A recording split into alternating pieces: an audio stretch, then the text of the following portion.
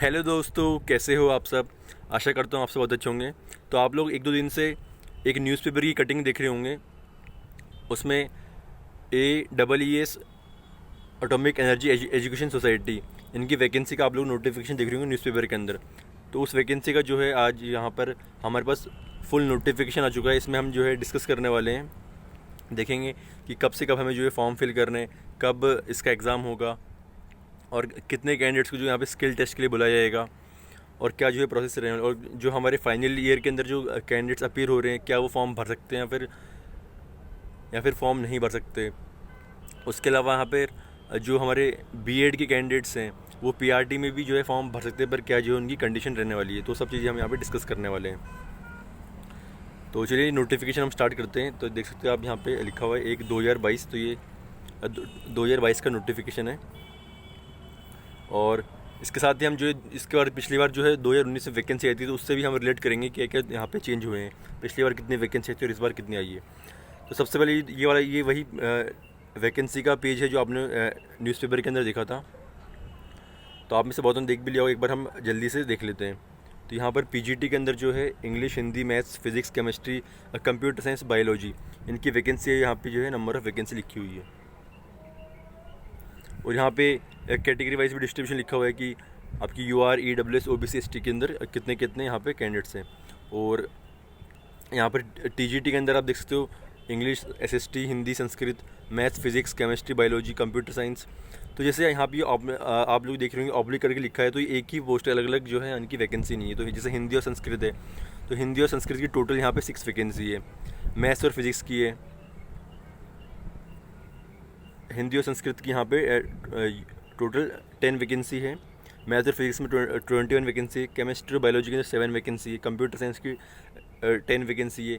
PET यानी कि physical education teacher mail में है 9 वैकेंसी, और फिजिकल एजुकेशन टीचर फीमेल में है, मेल में 9 है और फीमेल में 7 है। आर्ट टीचर की 7 है, मराठी टीचर की यहाँ पे 5 है। और अब इसकी PRT तो प्राइमरी टीचर की बहुत बढ़िया वैकेंसी है, 70 वैकेंसी आई है। और लाइब्रेरियन की यहाँ पे 8 वैकेंसी आई है। तो टोटल अभी जो है 205 जो है यहाँ पे टोटल वैकेंसी आई है। और जहाँ तक मुझे पता है अब तक की सबसे बड़ी जो है वैकेंसी आई है इनके, क्योंकि इनकी जो स्कूल बहुत कम है।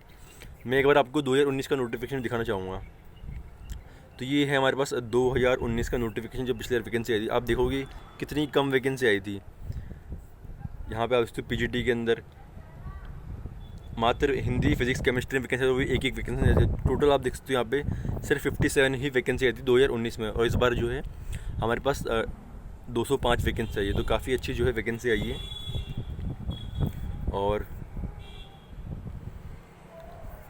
तो ये वैकेंसी का हो गया। उसके बाद हम देखते हैं यहाँ पे क्या क्या क्वालिफ़िकेशन है।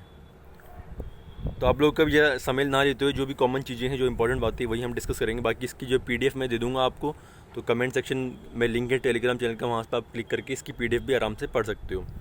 यहाँ पे पूरी क्वालिफिकेशन लिखी हुई, essential minimum qualification for PGT। तो मास्टर डिग्री होनी चाहिए आपके पास with 50% in aggregate by which degree is awarded by the university, और integrated post graduate course institute by the NCERT। तो आपके पास मास्टर डिग्री है तो आप इसके लिए एलिजिबल हो, और आपके साथ में इसके साथ में आपके पास BEd होना ज़रूरी है। या तो आपने BA BEd करी या फिर BSc BEd कर रही हो तो भी आपका यहाँ पे चलेगा। तो या तो आपने मास्टर डिग्री कर रखी हो या फिर आपने BSc BEd कर रखी हो। यहाँ पे BEd और equivalent, BEd is not required for the candidates with BSc BEd। तो जिन्होंने BSc BEd कर लिया उनको ज़रूरत नहीं है BEd की, क्योंकि उनके साथ में हो गया फिर, और MSc BEd। तो आपके पास मास्टर डिग्री होनी चाहिए और आपके पास BEd कंप्लीट होनी चाहिए। ये आपको जब आपकी एप्लीकेशन फॉर्म भरने की जो लास्ट डेट है उसे हम देखेंगे, तब तक आपके पास सभी मार्कशीट, सभी डॉक्यूमेंट बिल्कुल कंप्लीट होनी चाहिए। जिस तरह DSSB में आप ऐसे ही है कि कट ऑफ डेट के बाद कोई भी डॉक्यूमेंट मार्कशीट अलाउ नहीं करते, इसलिए फॉर्म भरने की लास्ट डेट तक आपके पास सभी रिजल्ट आपके पास आए हुए होने चाहिए, कोई भी पेंडिंग नहीं होना चाहिए। उसको भी हम आगे देखेंगे। उसके बाद हमें PGT कंप्यूटर साइंस से तो इनके पास MSc होनी चाहिए कंप्यूटर साइंस, फिर MC होनी चाहिए। यहाँ पर जो है इनको अब BEd नहीं चाहिए कंप्यूटर साइंस वालों को। उसके बाद TGT, तो TGT के अंदर आपको पता है कि ग्रेजुएशन होनी चाहिए, आपके पास BEd कंप्लीट होनी चाहिए, और आपके पास CTET पेपर 2 पास होना चाहिए। तो ये देख सकते हैं यहाँ पे सब्जेक्ट कॉम्बिनेशन। तो TGT इंग्लिश में आपका इंग्लिश होनी चाहिए 3 साल, जैसे DTEL में 2 साल है, इसलिए यहाँ पे 3 साल है। Graduation with any 2 subject, history, geography, economics, politics, इनमें से आपके पास कोई सा भी 2 सब्जेक्ट और आपने 3 साल पढ़े हों। हिंदी संस्कृत के लिए देखेंगे हिंदी और Sanskrit as a elective subject in graduation for all 3 years. Math और फिजिक्स के लिए आपके मैथ और फिजिक्स होनी चाहिए 3 साल। केमिस्ट्री बायो के लिए आपके केमिस्ट्री बॉटनी जूलॉजी इन तीनों में से कोई भी 2 सब्जेक्ट होनी चाहिए आपके पास 3 साल तक। मराठी होनी चाहिए आपके पास 3 साल तक। उसके अलावा आपने बीएड कर रखी हो और आपका सीटेड पेपर 2 क्लियर हो, कोई सा भी रिजल्ट पेंडिंग नहीं होना चाहिए। उसका सेम यहाँ पे फिजिकल एजुकेशन टीचर और आर्ट टीचर, इनको लाइब्रेरी, इनको बीएड नहीं चाहिए, पर इनकी जो भी इनकी डिग्री है वो कंप्लीट होनी चाहिए। जैसे बीएससी कंप्यूटर साइंस में होनी चाहिए टीजीटी कंप्यूटर साइंस के लिए, और लाइब्रेरी का जो कोर्स होता है वो कंप्लीट होना चाहिए। फिजिकल एजुकेशन के लिए बीपीड कंप्लीट होनी चाहिए इनकी, और टीजीटी आर्ट के लिए बैचलर ऑफ आर्ट डिग्री जो है इनकी वो कंप्लीट होनी चाहिए। उसके बाद प्राइमरी टीचर के लिए आपने बीएलएड कर रखी हो, डीएलएड कर रखी हो या फिर डीएलएड, तो सब के सब एलिजिबल हैं, और 12th पास ऑफ 50% के साथ। और इसके साथ यहाँ पर ये बता रहे हैं कि जो बीएड वाले कैंडिडेट्स हैं, उन बीएड कैंडिडेट्स के लिए बीएड उनकी ग्रेजुएशन होनी चाहिए और बीएड कंप्लीट होनी चाहिए, और उनका जो है पेपर फर्स्ट पास होना चाहिए। तो टीजीटी के लिए पेपर 2 होना चाहिए, और यहाँ पर पीआरटी में अगर आप बीएड वाले कैंडिडेट्स फॉर्म फिल करते हैं तो उनका पेपर फर्स्ट सीटेड का क्लियर होना चाहिए, पेंडिंग नहीं होना चाहिए। और सीधी सी बात तो पेपर 2 तो उनका क्लियर होगा इसी। और साथ में यहाँ पे नोट लिखा हुआ है, the candidates have to mandatory undergo 6 month bridge course in elementary education recognised by NCERT within 2 years. तो जब आपकी ज्वाइनिंग हो जाती है तो उसके 2 साल के अंदर आपको 6 महीने का ब्रिज कोर्स होता है पीआरटी के लिए, वो आपको कंप्लीट करना ज़रूरी है। तो ये कंडीशन है, अगर आप बीएड आपने बीएड कर रखी, सीटेड का पेपर 1 पास है, तो आप फॉर्म फिल कर सकते हो, कोई दिक्कत नहीं, ज्वाइनिंग का आप कर सकते हो। उसके बाद ये प्राइमरी टीचर म्यूज़िक, प्रिपरेटरी यानी कि नर्सरी टीचर, अगर आपने क्या नाम डिप्लोमा कर रखा हो नर्सरी के अंदर, या फिर आपने बीएड कर रखी हो नर्सरी में, तो आप इसके लिए फॉर्म भर सकते हो, इनकी वैकेंसी आई है। और एज रिलैक्सेशन की यहाँ देखते हैं हम, यहाँ पे 40 ईयर्स जो है लास्ट डेट होनी चाहिए फॉर्म सबमिशन की डेट। तो पीजीटी में 40 ईयर्स से, टीजीटी और लाइब्रेरी में 35 ईयर्स से, और पीआरटी में 30 ईयर्स से। अब देख लेते हैं हम एज रिलैक्सेशन। तो SC/ST कैंडिडेट्स के यहाँ पे 5 ईयर्स से, और ओबीसी कैंडिडेट्स के लिए 3 ईयर्स से, वुमेन कैंडिडेट्स के लिए 10 ईयर। तो ये अच्छी बात है, जितने भी फीमेल कैंडिडेट्स है, चाहे वो यूआर से हो, किसी भी कैटेगरी, सभी के लिए 10 साल की यहाँ पे रिलैक्सेशन है। उसी तरह यहाँ पे पीडब्ल्यूडी और एक्स सर्विसमैन जो भी हैं उनके लिए 5 ईयर्स है। चलिए आगे देखते हैं, general requirement and information for all post. तो ये जनरल बातें हैं। तो यहाँ पे लिख रखे हैं कि ये आगे की बात लिख रही है कि जब आपका एग्ज़ाम क्लियर होता है, मेरिट में जब आपका सिलेक्शन होता है, मैं आपको चलो यहीं बता देता हूँ कि आगे लिखा भी होगा। जब आपका एग्ज़ाम होगा तो उसमें वैकेंसी की 5 टाइम्स, सपोज़ आपकी टीजीटी में हिंदी संस्कृत की 10 वैकेंसी है, 10 वैकेंसी है, तो आपको जो मेरिट के अंदर जो है इंटरव्यू यानी कि स्किल टेस्ट के लिए 50 कैंडिडेट्स को, तो वैकेंसी का जो है 5 टाइम्स जो है आपको स्किल टेस्ट के लिए, तो जो भी टॉप 50 होंगे उनको जो है स्किल टेस्ट के लिए बुलाया जाएगा। और इसमें ये कह रहे हैं कि जो भी कैंडिडेट SC/ST से होंगे तो उनको जो है किसी भी तरह का, अगर वो, क्योंकि जो इनका स्किल टेस्ट होता है वो सिर्फ और सिर्फ मुंबई, जो इनका ऑफिशियल सेंटर है मुंबई के अंदर जो है इनका स्किल टेस्ट होगा। बाकी सेंटर पे कहीं भी जो है ऑल ओवर इंडिया मुंबई के अंदर इनका स्किल टेस्ट होने वाला है। तो वहाँ पे जो कोई भी अगर SC/ST का कैंडिडेट है उनको जो है आने जाने का किराया भाड़ा जो भी है उनका वो मिल जाएगा उनको, जो भी अब उनकी टिकट दिखाएंगे। तो ये सब यहाँ पे कॉमन चीज़ें लिखी हुई है। आपको NSC वगैरह चाहिए, अगर आप ज्वाइन करोगे, आप इससे किसी भी मतलब गवर्नमेंट उसमें हो तो आपको NSC चाहिए, तो वो कॉमन चीज़ें हैं।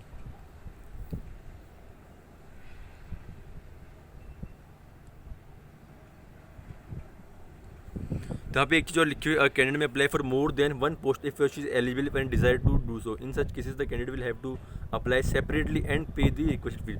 तो आपको जो है अगर आप अलग अलग पोस्ट के लिए अप्लाई करना है, तो आप अलग अलग पोस्ट के लिए अप्लाई कर सकते हो, आपको फीस भी अलग पे करनी है। How ever a candidate shall not apply for more than 1 subject in the same post. Example, a candidate applying for PGT biology shall not apply for any other.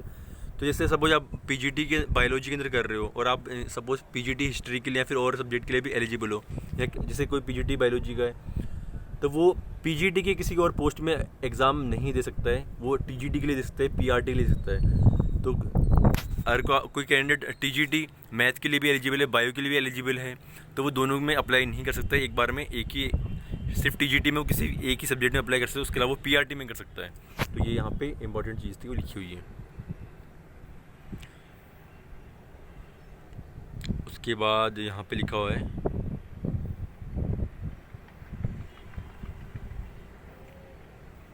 ये चीज़ बिल्कुल कॉमन चीज़ें लिखी हुई है। उसके बाद हम देखते हैं आगे, ये पीडब्ल्यूडी कैंडिडेट्स के लिए पूरी इन्फॉर्मेशन लिखी हुई है। तो एक बार आप पढ़ लेना, मैं टेलीग्राम पे आपको इसका वो दे दूँगा। ये सब जनरल बातें लिखी हुई कि आपको सीटेट का पेपर पास करना है। हाँ, यहाँ पे सीटेट की रिगार्डिंग इन्फॉर्मेशन लिखी हुई है।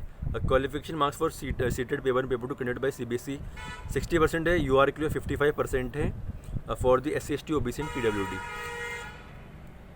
तो मतलब आपको जो 82 से अबव होनी चाहिए रिजर्व कैटेगरी, और बाकी 60% होनी चाहिए। कैसे अप्लाई करना है, तो यहाँ पे आपको अप्लाई करना है, वहाँ पे सब डिटेल लिखी हुई है। क्या क्या डॉक्यूमेंट्स अपलोड करते हैं, वही आपकी फ़ोटो, सिग्नेचर, जितनी मार्कशीट है, तो आप यहाँ पे पढ़ लेना। जितने भी डॉक्यूमेंट मांगते जाएंगे तो आप वैसे अपलोड करते हैं ना, मार्कशीट वगैरह सब यहाँ पे BEd की मार्कशीट, आपकी सीटेट की, for the post of TGT, तो फोटोग्राफ, सिग्नेचर, वो सब यहाँ पे अपलोड करने हैं। और इसके अलावा देखते हैं एप्लीकेशन फ़ी, ये बहुत इंपॉर्टेंट है। तो जो भी कैंडिडेट्स UR से हैं, UR और OBC, उनको देने हैं 750 फीस। अगर वो PGT के लिए अप्लाई करते हैं, TGT के लिए, PID, अलग अलग तीनों के लिए अलग करते हैं, तो 750 अलग अलग उनको पे करने हैं। कोई TGT के कैंडिडेट TGT के लिए एग्ज़ाम दे रहे हैं, TGT के उनको 750 देने, और PRT के देने 750। और अगर सबसे इम्पोर्टेंट बात, कोई भी फ़ीस नहीं देनी है किसको, सभी फीमेल्स को, चाहे वो अनरिजर्व कैटेगरी से क्यों ना हो, तो UR से हो चाहे OBC से हो, तो सभी फीमेल, किसी भी फीमेल को जो है यहाँ पे एप्लीकेशन फ़ी नहीं देनी, तो ये अच्छी बात है। SC ST और PWD और एक्स सर्विसमैन, यहाँ पे मेल और फीमेल दोनों को ही यहाँ पे किसी भी टाइप की फ़ीस नहीं देनी है। तो UR और OBC में जो मेल कैंडिडेट उनको सिर्फ और सिर्फ उन्हीं को फ़ीस देनी, बाकी जो यहाँ पे किसी को फ़ीस नहीं देनी है। सबके लिए यहाँ पे कोई भी फ़ी नहीं है। उसका जो यहाँ पे CBT एग्ज़ाम होगा, तो पिछली बार क्या होता था कि पहले ऑफलाइन एग्ज़ाम होता, इस बार जो है ऑनलाइन एग्ज़ाम होने वाला है। और ये सब चीज़ एडमिट कार्ड से रिलेटेड है। ये सिर्फ जितने भी डॉक्यूमेंट है, और आपकी सब आपको स्किल टेस्ट में लेने की, स्किल टेस्ट में ही आपका फिजिकल क्या नाम है, डॉक्यूमेंट वेरिफिकेशन भी होता है। मोड ऑफ सिलेक्शन, तो मोड ऑफ सिलेक्शन आपका बिल्कुल CBT और स्किल टेस्ट के बेस के ऊपर है। कंप्यूटर बेस्ड एग्जामिनेशन होगा, यहाँ पे आपको ये सब, आपका ऑनलाइन एग्ज़ाम होगा, ये सब यहाँ पे डेट लिखी हुई, यहाँ पे ये इंपॉर्टेंट है यहाँ पे। तो यहाँ पे गिवन है कि पोस्ट गिवन है PGT के लिए सब्जेक्ट और सिलेबस क्या होगा, कितने टाइम ड्यूरेशन होगा। तो चाहे PGT हो, TGT हो, लाइब्रेरी हो, PRT म्यूज़िक हो, सबके लिए आप एक सेकंड स्कोर ऊपर कर लेते हैं। ये आप देख सकते हो, पूरी टेबल गिवन है यहाँ पर। सभी के लिए जो है 100 मार्क्स का पेपर होगा, और सबसे बड़ी बात, नो नेगेटिव मार्किंग। तो ये भी बहुत बड़ा सवाल था कैंडिडेट्स का कि नेगेटिव मार्किंग होने वाली, तो यहाँ पे क्लियरली लिख दिया है किसी भी टाइप की नेगेटिव मार्किंग यहाँ पे होने वाली नहीं है। और 2.5 घंटे का टाइम होगा, 100 मार्क्स का पेपर होगा। तो सभी के लिए क्या होगा, 100, इसमें ये सेक्शन वाइज नहीं दे रखा है अभी कि कितने होंगे, पर अगर आप मान के चलो मेरे हिसाब से 50-50 होने वाला है कि जनरल साइंस होगा, रीजनिंग होगा, न्यूमेरिकल एबिलिटी होगा, टीचिंग मेथोडोलॉजी और आपके सब्जेक्ट का। तो हो सकते हैं फिर 10-10 मार्क्स की, 50 मार्क्स की जो है आपकी जनरल नॉलेज रीजनिंग, ये 10-10 मार्क्स हो, बाकी जो है 50 मार्क्स का जो आपकी सब्जेक्ट कंसर्न और टीचिंग मेथोडोलॉजी हो। फिर ऐसे भी हो सकता है 20-20 मार्क्स को, तो जैसे भी को आप देख लेना। तो ये तो आपको क्लियर हो गया कि आपको पूरा पेपर करना है, बिल्कुल भी पेपर छोड़ना नहीं है। 100 मार्क्स 100 क्वेश्चन आएंगे, एक मार्क्स का एक क्वेश्चन रहने वाला है, नेगेटिव मार्किंग यहाँ पे नहीं होने वाली है, और 2.5 घंटे हमको टाइम मिलने वाला है। और इसके साथ ही यहाँ पे list of candidate qualified for CBT, तो जो भी हाँ, इसके अलावा जो है जैसे DSC में आपको पता होगा कि सेक्शन भी होता है, इसमें आपको क्वालिफाई करना ज़रूरी होता है। UR में 40 और OBC 35। उसी तरह यहाँ पर जो है UR में आपको 60%, तो मतलब यानी कि अगर आपके 100 क्वेश्चन है तो आपको 60 क्वेश्चन तो करेक्ट करना ज़रूरी है। अगर उससे कम आपके करेक्ट है तो आपको जो है बिल्कुल ही आप मेरिट से वैसे ही बाहर हो जाओगे। तो 60 तो मिनिमम क्वालिफाई। उसके बाद जो वैकेंसी के अकॉर्डिंग जो टॉप नंबर ऑफ़ वैकेंसी के 5 टाइम जो स्टार्टिंग में मेरिट में आएंगे उनको जो है स्किल टेस्ट के लिए बुलाया जाएगा। तो यहाँ पे क्लियरली, और SC ST OBC PWD इनको 54% जो है चाहिए। इसके साथ इन्होंने ये भी लिख रखा है, अगर जो हमें कैंडिडेट नहीं मिलते हैं तो हम जो है 5% जो है ये जो हमारी मिनिमम क्राइटेरिया उसको हम डाउन कर सकते हैं। जैसे UR के लिए 60 था तो उनके लिए हम 55 कर देंगे, और जो रिजर्व कैटेगरी उनके लिए था 54 था तो उनके लिए जो हम 49 कर देंगे। तो इससे जो है हम कम नहीं करने वाले। Mere qualification CBT will not make candidate eligible for skill test. तो ये नहीं है कि आप कम से कम आपने कह दिया कि सर हमारे 49 कम से कम थे, यहाँ पे 54 थी, हमारे 50 आए तो हमें स्किल टेस्ट के लिए क्यों नहीं बुलाया गया। तो जो भी टॉप मेरिट में रहेंगे और 5 टाइम्स वैकेंसी का, उन्हीं को स्किल टेस्ट के लिए बुलाया जाएगा।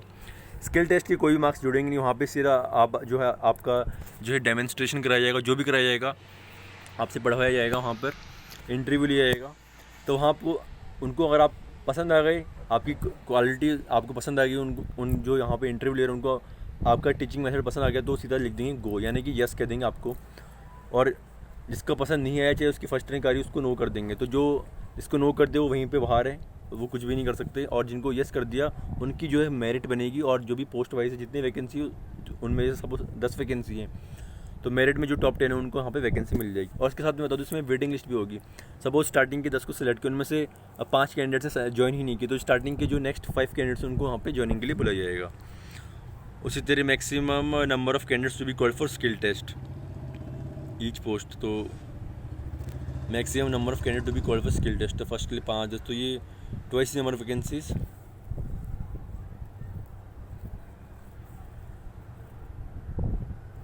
तो यहाँ पे लिखा है कि कितने कैंडिडेट्स को बोला जाएगा, twice the number of vacancy plus round off to next higher integrated plus 4।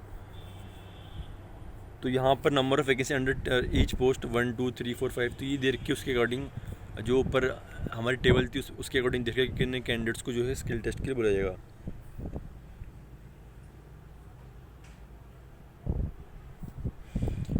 Suppose एक वैकेंसी है तो हम जो है मैंने आपसे कहा था 5 10, तो 5 कैंडिडेट्स को, अगर 2 है तो 8 को, अगर 3 वैकेंसी है तो 10 कैंडिडेट्स को जो बुलाया जाएगा, 4 है तो 12 को बुलाया जाएगा। तो 5 एंड अबव अप टू 10 है तो twice the number of vacancy plus round off to next highest integer plus 4। तो इन्होंने कुछ फार्मूला बना रखा है, तो उस अकॉर्डिंग तो लगभग जो है 5 टाइम्स यहाँ पे वैकेंसी के कैंडिडेट्स को बुलाया जाता है। तो ये था यूआर। तो यूआर के लिए थोड़ा सा, यूआर पोस्ट के लिए थोड़ी कम है, और जो रिजर्व कैटेगरी उन पे 1 and above 5 times number of vacancy. तो इन्होंने जो है फार्मूला हल्का से, आप पिछली बार क्या पूरे 5 टाइम्स बुलाए थे, तो यहाँ पर जो है थोड़ा यूआर के लिए इन्होंने थोड़ा सा यहाँ पे कम कर, जैसे 2 है तो 2 का 5 टाइम्स 10 हो जाती है, यहाँ पे 8, तो 1 2 जो है यहाँ पे कैंडिडेट्स को कम बुला रहे हैं यूआर में। पर reserve category SC ST OBC यहाँ पे पूरे 5 टाइम्स बुलाएंगे वैकेंसी की। तो ये सब चीज़ें थी, नेगेटिव मार्किंग है नहीं, वो आपने देख लिया। मेन चीज़ ये थी कब से फॉर्म भरेंगे, तो 23 तारीख से फॉर्म भरना स्टार्ट हो जाएंगे, और 12 जो है जून तक जो है आपके फॉर्म भरेंगे। तो ये एग्ज़ाम में बता दूँ आपको, पिछली बार मैंने नोटिफिकेशन हटा दिया। पिछली बार क्या हुआ था मैं बता दूँ आपको, विद इन 1 से 1.5 महीने के अंदर जो इनके फॉर्म भरने की लास्ट डेट थी, उसके 1.5 महीने बाद जो इनका एग्ज़ाम हो गया था। तो आप मान के चलो इनका एग्ज़ाम जो है जुलाई या फिर अगस्त के अंदर कंफर्म, बिल्कुल कंफर्म है, जुलाई या फिर अगस्त में इनका एग्ज़ाम आपको देखने को मिलेगा। और आंसर की भी जो है जल्दी आती, with in 3 days of CBT। यहाँ पे पहले लिख दिया कि जब भी एग्ज़ाम हो उसके 3 दिन बाद हम आंसर की दे देंगे। तो जैसे आपका एग्ज़ाम होगा उसके बाद आपको आंसर की मिल जाएगी, उसका आप ऑब्जेक्शन भी फाइल कर सकते हो अगर आपको लग रहा है कोई क्वेश्चन रॉन्ग है। और रिजल्ट भी काफ़ी जल्दी होता है, ज्वाइनिंग भी काफ़ी जल्दी होती है। Reporting of description tentative answer की, तो आप रिपोर्ट कर सकते हो। और आपके कुछ मिस्टेक, सबसे इंपॉर्टेंट बात, पहले क्या होता था, जो इनके स्कूल्स के सेंटर होते थे ना, वहीं पर इनका एग्ज़ाम सेंटर होता था। पर इस बार की जो है कि एग्ज़ाम CBT होगा, ऑनलाइन होगा। तो यहाँ पर मुंबई, दिल्ली, कोलकाता, चेन्नई, कोची, गुवाहाटी, अहमदाबाद, इंदौर, प्रयागराज, हैदराबाद, बेंगलोर, तो इन जगह पे जो है आपका इस बार एग्जामिनेशन सेंटर होने वाला है। इनके स्कूल में इस बार एग्जामिनेशन सेंटर नहीं होने, क्योंकि एग्ज़ाम जो है CBT कंप्यूटर बेस्ड होगा, और पहले ऑफलाइन होता था। उसके बाद रीज़न ऑफ रिजेक्शन, तो बहुत सारे रीजन अगर आप डॉक्यूमेंट कर लेते, ये सब चीज़ें हैं यहाँ पर, क्या क्या डॉक्यूमेंट चाहिए। एनेक्सियर यहाँ पे, जैसे आपका कास्ट सर्टिफिकेट है, उसके रिगार्डिंग कोई PWD कैंडिडेट, उनके लिए यहाँ पे एनेक्सियर भी दे रखे हैं डाउनलोड करने के लिए। तो दोस्तों ये थी पूरी इन्फॉर्मेशन। आशा करता हूँ आप सब लोग बिल्कुल क्लियर हो गया होगा कि क्या क्या जो यहाँ पर मांग रहे हैं, कब से कब फॉर्म भरने हैं। और BED वाले कैंडिडेट्स PRT में एलिजिबल है, पर उनका सीटेड पेपर 1 क्लियर होना चाहिए, सभी डॉक्यूमेंट, सभी मार्कशीट जो है फॉर्म भरने के पहले आपके कंप्लीट होनी चाहिए। अपीयरिंग वाले कैंडिडेट यहाँ पे एलिजिबल नहीं है फ़िलहाल तो, और एग्ज़ाम भी क्योंकि इनका जल्दी देखने को मिलने वाला है। और फिर भी अगर कोई डाउट रहेगी तो आप कमेंट सेक्शन में पूछ सकते हो। मैंने नोटिस पूरा जो है पूरा कंप्लीट मैंने कवर करने की कोशिश की, लगभग पूरा ही मैंने कवर कर लिया है। और फिर भी आप टेलीग्राम में नोटिस पढ़ सकते हो। तो इसी के साथ अगर आपको वीडियो पसंद आ गई तो आप लाइक कर सकते हो, चैनल सब्सक्राइब कर सकते हो। सभी इन्फॉर्मेशन आपको यहाँ पे मिलती रहती है वैकेंसी से रिलेटेड और